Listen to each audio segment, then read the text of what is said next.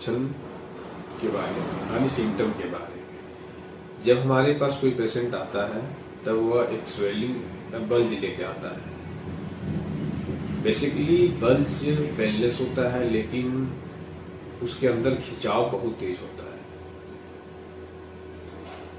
कभी कभी इतना खिंचाव होने लगता है कि उनको इमीडिएट ट्रीटमेंट की जरूरत पड़ती है, और उनको अगर इमीडिएट ट्रीटमेंट नहीं मिले तो वो काफी परेशानी में पड़ जाता है।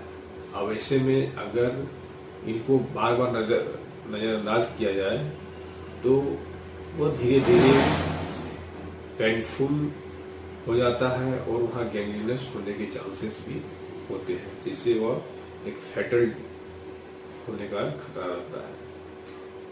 कभी कभी पेशेंट जो है अंडकोश का स्वेलिंग लेके आता है तो वहां पे एक सवाल उत्पन्न होता है कि हर्निया है या हाइड्रोसिल है। तो हम लोग कैसे पता करेंगे कि हर्निया है या हाइड्रोसिल है?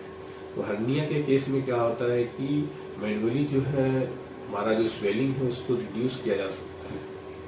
कभी कभी जब ऊपर की ओर जब खिंचाव होता है तो ऑटोमेटिक स्वेलिंग कम हो जाता है, लेकिन जब फिर आउटवर्ड उस पर जब फोर्स प्रेशर पड़ता है तो फिर से वह एक बल्ज के रूप में बाहर आ जाता है।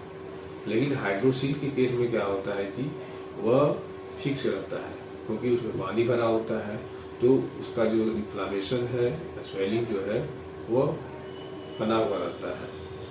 लेकिन हर्निया के केस में क्या होता है कि कभी कभी पेशेंट ये भी बताता है कि जब हम सो जाते हैं तो हमारा जो है इन्फ्लामेशन या स्वेलिंग जो है वो अपने आप कम हो जाता है, लेकिन जब फिर से हम जब खड़े होते हैं या फिर खांसते हैं या फिर ज्यादा वेट का काम करते हैं तो वह फिर से बल्ज के रूप में बाहर आ जाता है। तो यह एक कॉमन तरीका है जिससे हम पता कर सकते हैं कि यह हर्निया का केस है या हाइड्रोसिल का केस है।